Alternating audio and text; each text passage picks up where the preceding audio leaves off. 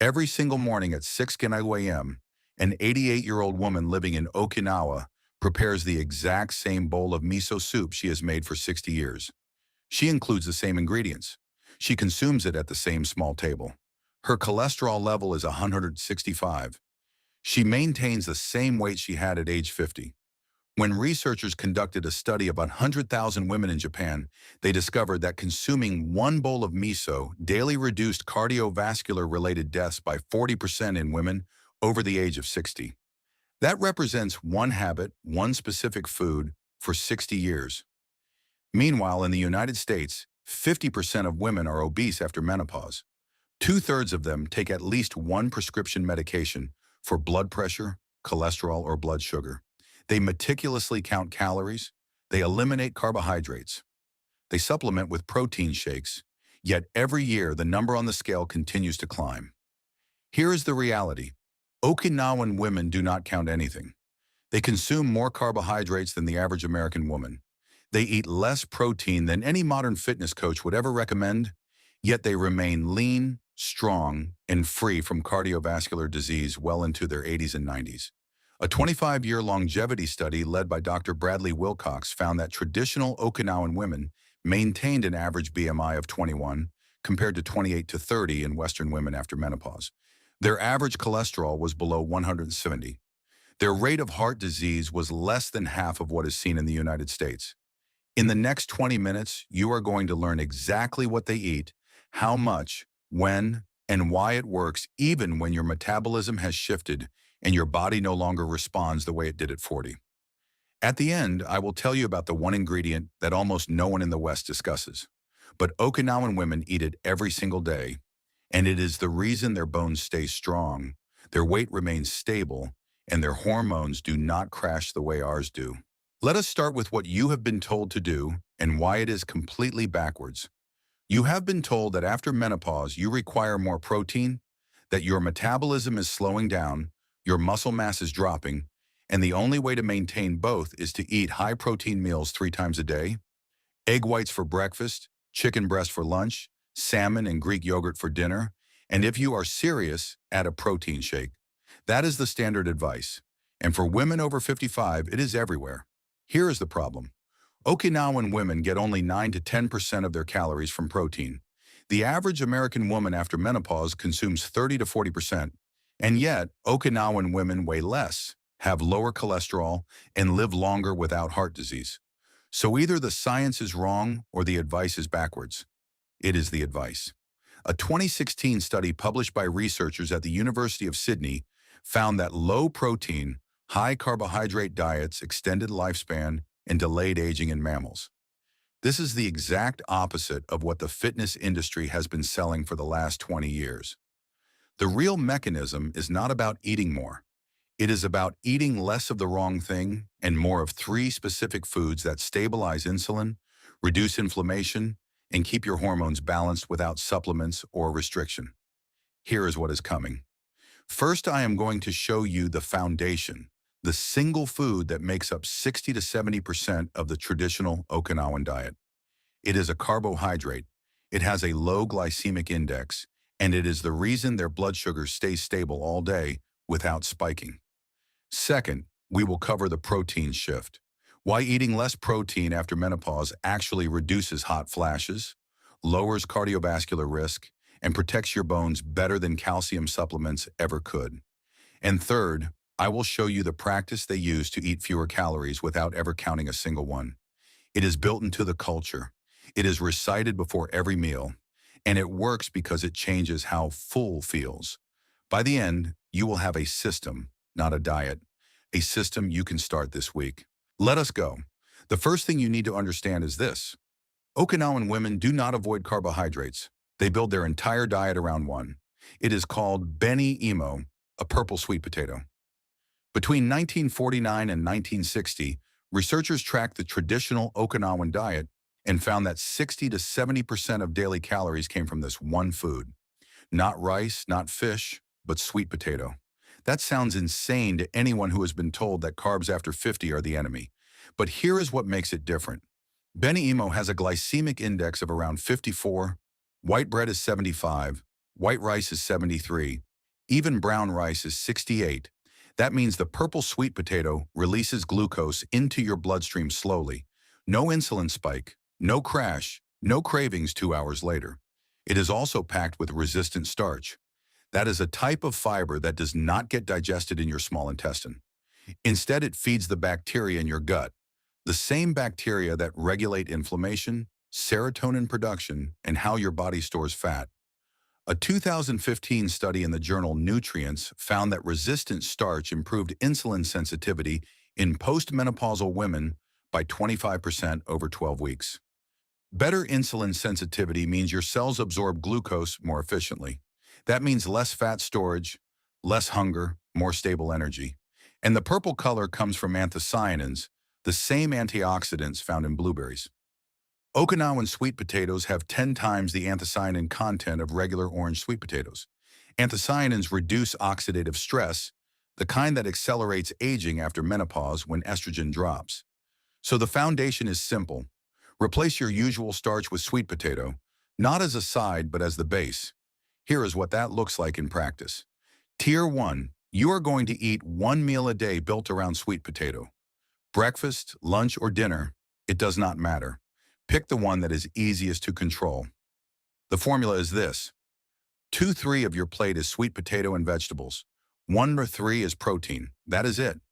For the sweet potato, aim for about 200 to 250 grams cooked. That is roughly one medium-sized purple sweet potato or two small ones. You can bake it, steam it, or boil it. Okinawan women usually steam it and eat it plain. No butter, no brown sugar, no marshmallows. For vegetables, think bok choy, bitter melon, or any dark leafy green. If you cannot find bitter melon, use broccoli or spinach, steamed or stir-fried in a tiny amount of sesame oil. For protein, 100 grams of firm tofu or 3 to 4 ounces of fish. Not chicken breast, not steak, but fish or tofu. That is the pattern. Season it with miso paste, a little soy sauce, green onions, and ginger. No heavy sauces, no cheese, no cream. That is one meal every day for 2 weeks. What you are doing is training your insulin response to stop spiking. You are feeding your gut bacteria the fiber they need to keep inflammation low. And you are eating a high volume of food, so you feel full, but the calorie density is low, so you are not overeating. Now here is the test. After 1 week of this, pay attention to your hunger between meals. Most women report that the 3 p.m. cravings disappear. The need to snack after dinner goes away. You are not fighting your hunger anymore. You are just not as hungry. That is the foundation working. If you want to go deeper, there is one more step in Tier 1. Start your day with something bitter. Okinawan women drink a tea made from turmeric root and ginger, or they eat a small serving of goya, bitter melon, with breakfast. Bitter compounds stimulate bile production, which helps your liver process fat and clear estrogen metabolites that build up after menopause. You do not need to go full bitter melon if that sounds extreme. A cup of green tea with fresh ginger does the same thing, or a teaspoon of apple cider vinegar in warm water before your first meal. The bitterness primes your digestion. It signals your body that food is coming, so your stomach acid and enzymes are ready.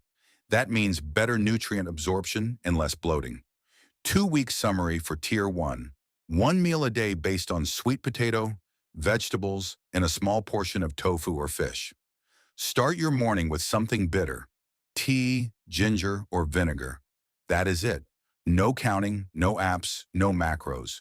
You are eating the way an Okinawan woman eats, and you are giving your metabolism what it actually needs after menopause.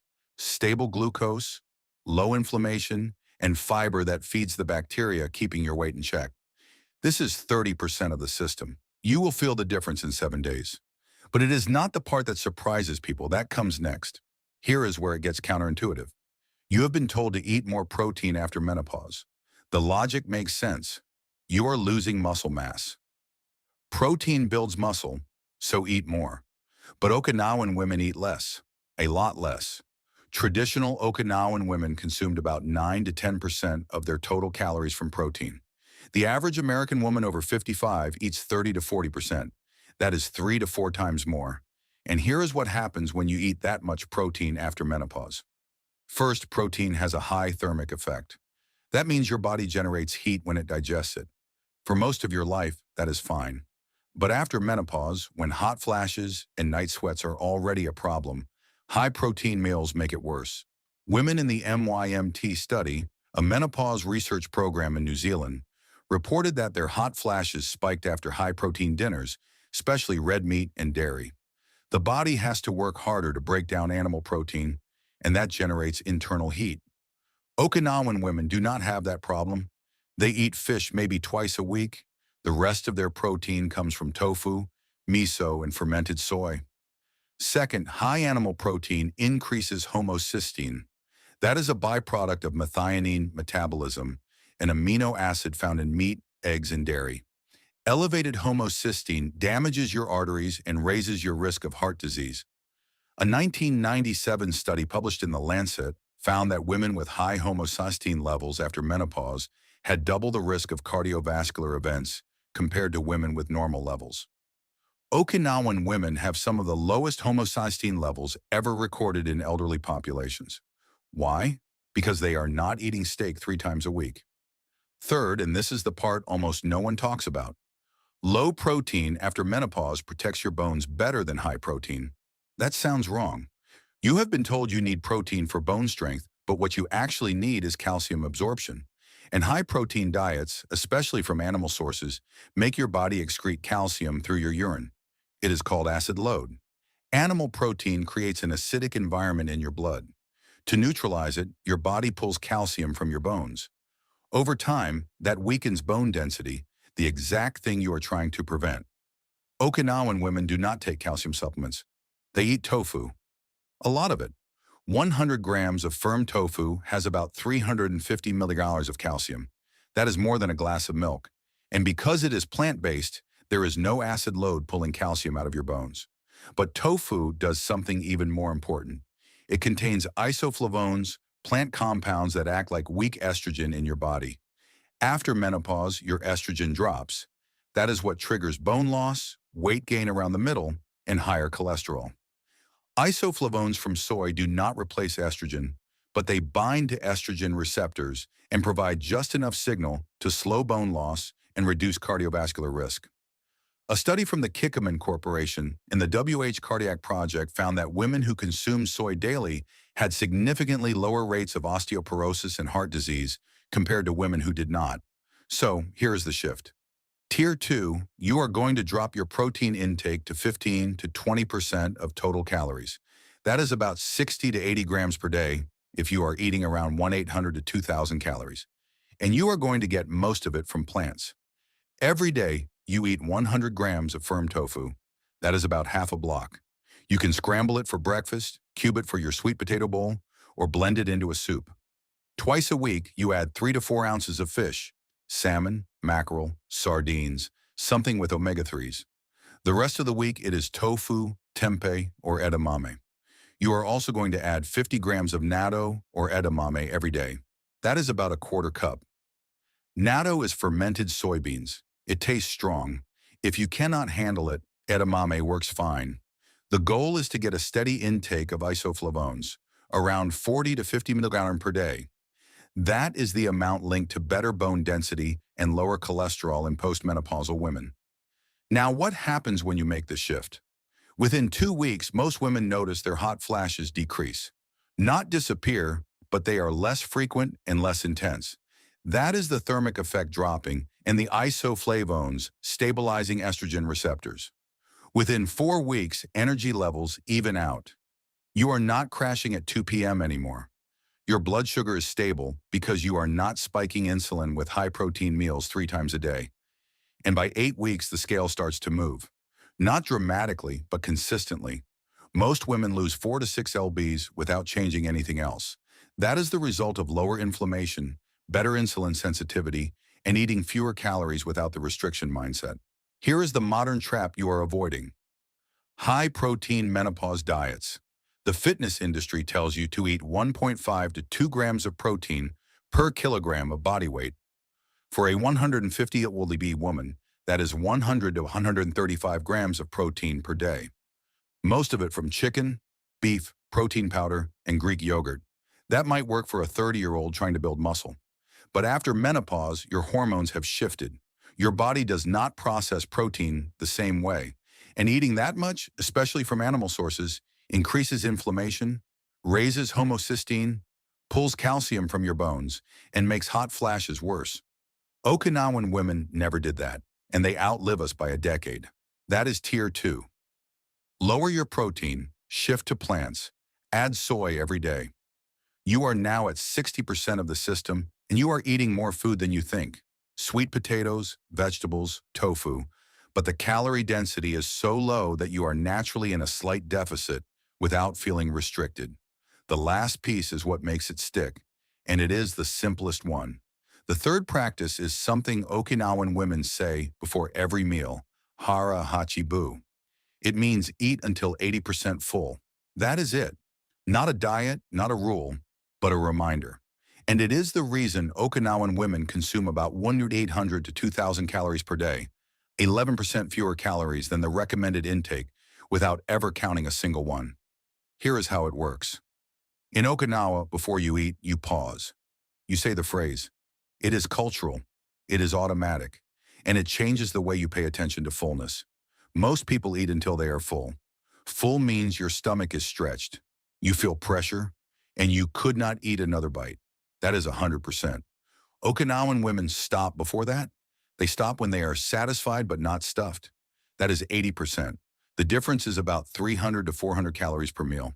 And over the course of a day, that adds up to caloric restriction, but without the willpower, the tracking, or the feeling of deprivation.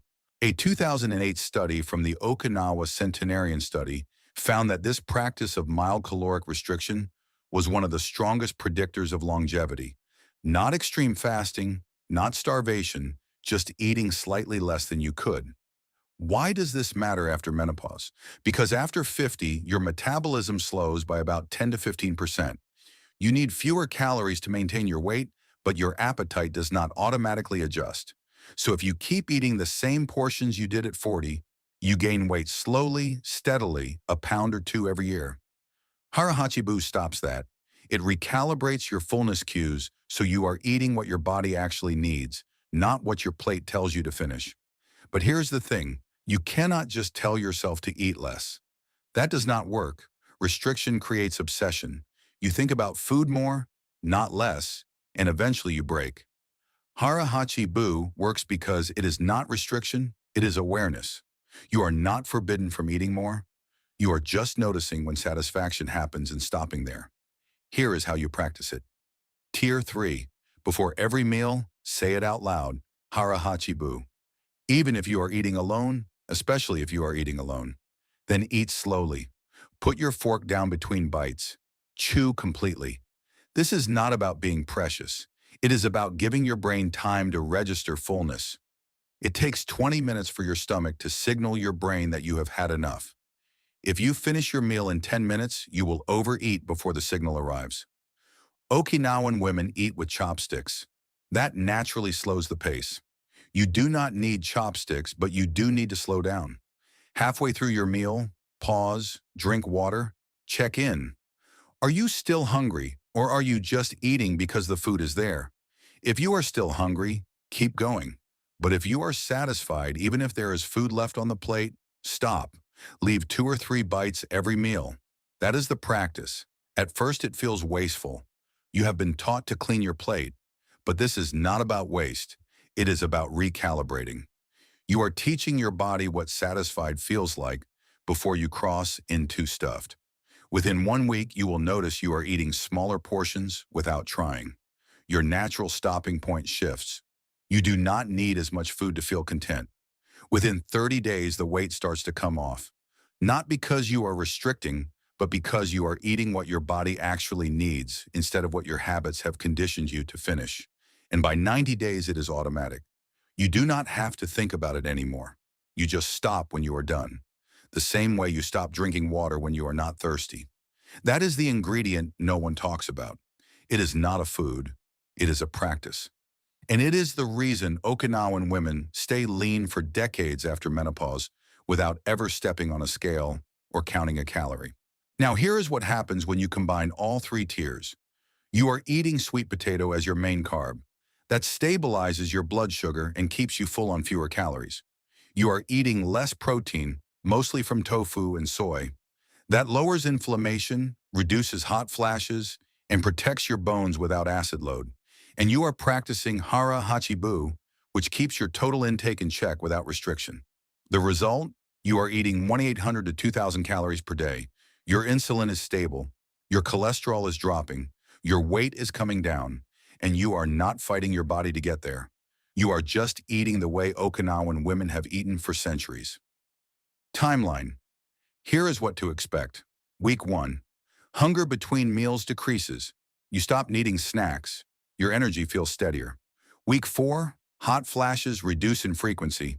You sleep better. You wake up less bloated. Week 12. You have lost 4 to 8 lbs. Your cholesterol has dropped 10 to 20 points. Your clothes fit differently. And people start asking what you are doing. You are not doing a diet. You are eating like someone from a place where women live to 100 without heart disease. That is the system. Let me bring this back to where we started. An 88-year-old woman in Okinawa makes miso soup every morning. She eats sweet potato for lunch. She has tofu and vegetables for dinner. She stops eating when she is 80% full. She does not count calories. She does not take statins. She does not drink protein shakes. And she weighs the same as she did at 50. Here is the contrast. In the United States, we are told to eat more protein, cut carbs, track everything, and fight our metabolism with willpower. In Okinawa, they eat more carbs, less protein, and trust a simple cultural reminder to keep portions in check. One system leads to obesity, medication, and frustration. The other leads to longevity, stability, and health into your 90s. You now know the system: sweet potato as your base, tofu as your protein, hara hachibu as your guide. Tonight, do one thing. Make a sweet potato bowl for dinner. 213 sweet potato and vegetables. 103 tofu or fish. Season it with miso, ginger, and green onions. Eat it slowly. Stop when you are 80% full. That is the first step, and it is the most reliable one. Drop your age in the comments and tell me which of the 3 practices are you going to try first. Sweet potato meals, the protein shift, or hara hachibu. Okinawan women do not diet. They never have. And they outlive the rest of us without even trying. Maybe it is time we stop trying so hard. If this story changed the way you look at the food on your plate and the health of your future, please subscribe and like the channel. We are uncovering the ancient wisdom that modern society has tried to bury. Let's cultivate a longer, healthier life together. The next treasure of longevity will be revealed soon.